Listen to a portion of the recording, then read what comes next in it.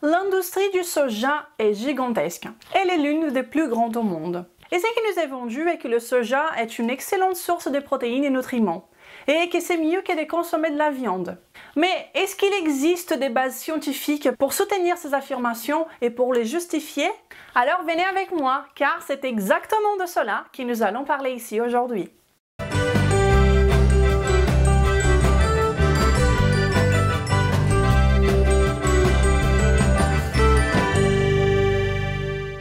Bonjour à vous et soyez les bienvenus sur ma chaîne. Je m'appelle Renata Barcelos, je suis la fondatrice de Maigrir Définitivement et la responsable de la méthode Maigrir Définitivement en France. Je suis ici toutes les semaines, sans faute, pour partager avec vous de façon claire et directe ce qu'il y a de mieux dans la science en ce qui concerne l'amaigrissement, la santé et un style de vie sain, pour vous aider à vivre mieux, à vivre plus et en ayant la meilleure forme physique que vous avez jamais eue. Et si vous n'êtes pas encore abonné sur ma chaîne, je vous invite à le faire maintenant et de bien cliquer sur la petite cloche pour que vous soyez prévenus à chaque fois qu'une nouvelle vidéo est disponible ici. Donc cliquez sur la petite cloche. Eh bien, comme je l'ai déjà dit plusieurs fois sur cette chaîne, mon objectif ici n'est pas nécessairement de vous plaire, mais de vous aider. Et normalement, ce qui peut vous aider ne va pas nécessairement vous plaire, n'est-ce pas? Mais enfin, c'est la vie. Ici, je partage avec vous des informations de qualité pour que vous puissiez prendre les meilleures décisions pour votre santé et pour votre bien-être. En ce qui concerne le sujet de la vidéo d'aujourd'hui, je comprends que de nos jours, le soja est largement consommé et que cet aliment est même la base de l'alimentation de beaucoup de personnes, principalement les végétariens et les véganes, les végétaliens. Et je ne suis pas là pour vous juger, vous faites ce qui vous semble le mieux pour votre vie, ok? Je viens ici simplement pour essayer de vous passer les meilleures informations scientifiques disponibles pour que vous preniez les bonnes décisions. Et avant toute autre chose, ce que vous devriez savoir est que le soja est l'un des aliments les plus modifiés génétiquement au monde. La plupart du soja que nous trouvons dans le monde est modifié génétiquement. Cependant, tout ce que je vais parler ici ne prendra pas ça en considération. Je vais parler des soja, qu'il soit bio ou pas. On nous dit que le soja est une excellente source de protéines, n'est-ce pas? Je suis sûre que vous avez déjà entendu cette affirmation. Et ça, je le sais très bien parce que j'étais végétarienne pendant 10 ans et j'entendais ça tout le temps. Mais allons voir plus à fond ce que cela signifie, d'accord? 100 g de grains de soja cuits ont 173 calories, 9 g de graisse, 10 g de glucides et 17 g de protéines. Eh bien, en prenant ces chiffres en considération, ce n'est pas trop mal, n'est-ce pas? Mais bien sûr, on ne peut pas comparer ça avec un steak, qui pour 100 g aurait 32 g de protéines par exemple. Mais en parlant des protéines du monde végétal, qui est bien le sujet d'aujourd'hui, le soja est sans doute riche en protéines. Mais encore une fois, nous ne pouvons pas du tout comparer ça aux protéines d'origine animale, car elles sont beaucoup plus concentrées en protéines, d'accord? Sans même rajouter que les protéines d'origine animale sont les plus biodisponibles. Mais je vais vous en parler un peu plus tout à l'heure. Les grands problèmes des protéines végétales, c'est ce que nous appelons les antinutriments, qui sont des composants des mécanismes chimiques de défense de la plante, qui impactent négativement dans l'absorption des nutriments du propre aliment, ainsi que les nutriments d'autres aliments consommés en même temps. Voyez par exemple cette étude qui affirme qu'il existe un grand nombre de composants dans le soja qui causent des impacts négatifs dans la qualité de ses protéines. D'autres composants augmentent les besoins du corps pour certaines vitamines comme le A, la B12, la D et la E. Et une autre chose à considérer est la question liée aux allergies que certaines personnes présentent à cet aliment. Et c'est-à-dire que ce sont les effets des antinutriments du soja. Il en contient beaucoup et comme vous pouvez voir, la consommation du soja peut vous faire avoir des carences et avoir plus besoin de vitamines très importantes comme la B12. Donc le soja non seulement perturbe l'absorption de ses propres nutriments, comme également d'autres nutriments, d'autres aliments, et il vous fait avoir besoin de plus de nutriments encore. Et en continuant sur le soja, considérez bien cette étude. Elle dit que l'autoconcentration d'inhibiteurs enzymatiques de l'enzyme protéase dans le soja peuvent causer une réduction substantielle dans la quantité des protéines et aminoacides absorbés, jusqu'à même 50% des réductions chez les rats et les cochons. Ils disent encore que les effets sont plus négatifs chez les rats plus âgés que chez les plus jeunes. Et ayez à l'esprit que toutes les études faites pour analyser la qualité des protéines sont faites sur des animaux. Donc c'est normal que ça soit fait avec des souris, des cochons, etc.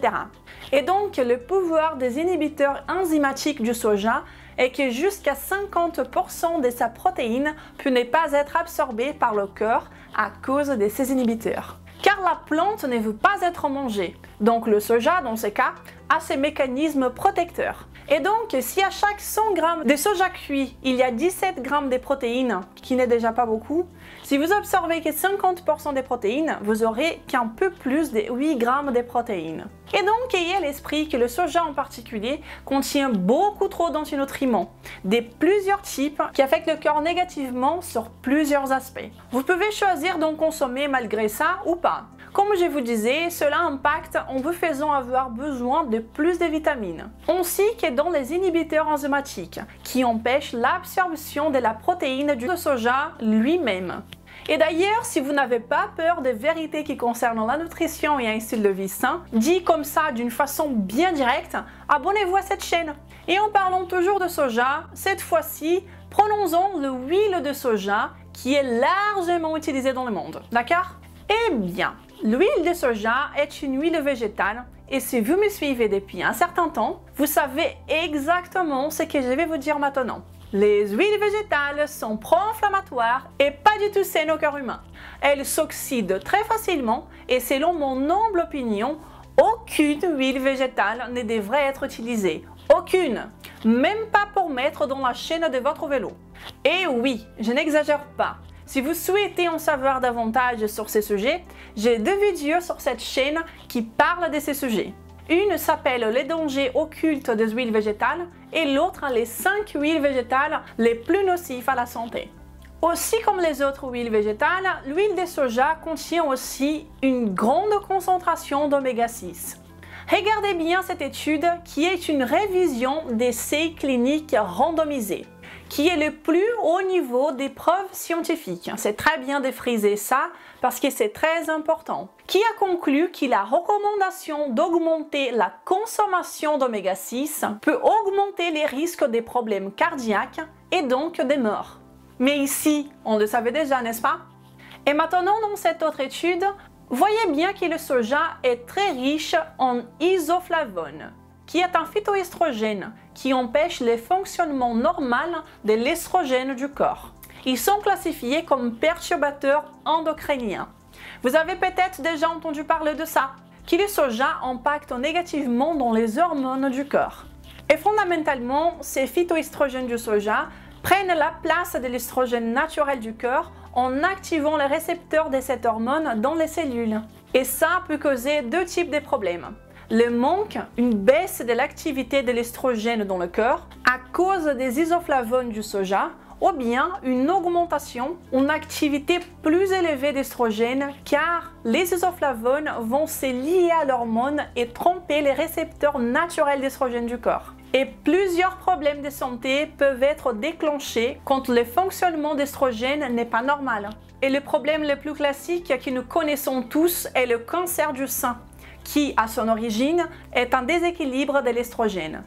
Ici, vous verrez un essai clinique randomisé qui a divisé en 2 groupes les participantes. Toutes les participantes étaient des femmes. À un groupe, ils ont donné des compléments de soja et après seulement 14 jours, ils ont observé une augmentation significative de la prolifération des cellules épithéliales dans les seins des participantes.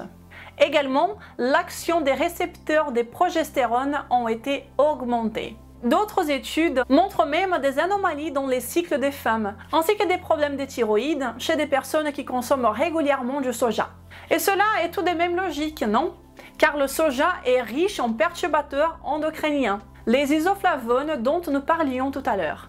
Chez les hommes qui ont moins d'estrogène, l'impact du soja tend à être un peu moins important. Une autre chose, le lait de soja. Mon Dieu! Cela me laisse extrêmement attristé. Des gens qui boivent du lait de soja pensant qu'ils font quelque chose de très sain pour leur santé. Mais croyez-moi, je suis passée par là. Comme je vous ai dit, j'étais végétarienne. Je buvais du lait de soja tous les jours. Mais regardez ceci avec moi. Si le soja était une si bonne option, il ne serait pas problématique chez les tout petits. Un grand nombre d'études scientifiques prouvent de plusieurs problèmes comme puberté accélérée, une croissance de sein augmentée, prolongement du cycle menstruel. Le lait de soja est fortement déconseillé aux femmes enceintes et bébés. Les médecins le savent. Et donc, si c'est dangereux pour les femmes enceintes et pour les bébés, comment cela pourrait être bon pour tous? Et donc, ayez à l'esprit qu'il y a grande quantité d'études qui affirment que le soja est sain pour la santé sont tous sponsorisés par la propre industrie du soja. Et oui. Si vous comprenez un peu de la méthodologie scientifique, vous savez à quel point ces études sont erronées et qu'elles ne peuvent pas prouver, mais pas du tout, ce qu'elles affirment. Mais, si vous me demandez qu'en est-il du soja fermenté, eh bien, il y a des cultures dans le monde qui utilisent du soja fermenté depuis des milliers d'années. Et pourquoi ils fermentent le soja? Parce qu'ils ont appris que le soja, après avoir été fermenté, perd la plupart de ses antinutriments et elles deviennent alors moins mauvaises. Dans cette catégorie de soja fermenté, il y a le miso, le tempeh, le natto. Je ne sais pas vous, mais ça me tente pas trop en fait. Mais si vous voulez consommer du soja, il serait les meilleures options. Si vous voulez manger du soja, choisissez toujours le soja fermenté, qui a ses antinutriments désactivés par le processus de fermentation. Et c'est pour tout ce que je vous ai présenté jusqu'ici dans cette vidéo, que le soja ne fait pas partie de l'alimentation saine de la méthode Maigrir définitivement. Le soja est hautement déconseillé. L'alimentation saine de la méthode est basée sur la consommation des vrais aliments, des aliments qui sont riches en densité nutritionnelle, des aliments qui contribuent à une vie saine, qui vont vous laisser en bonne forme physique et fort. Et le soja va dans la direction opposée de cela. Donc, il n'y a pas de moyen d'inclure ça dans une alimentation saine. Si vous voulez perdre du poids de façon paisible et efficace, je vous invite à visiter maigredéfinitivement.fr et connaître la méthode Maigre définitivement. Ainsi, vous pourrez nous joindre sur les groupes privés de la méthode, où je suis joignable facilement. Je m'arrête ici aujourd'hui. Nous nous verrons la semaine prochaine, ok? Je vous embrasse. Au revoir.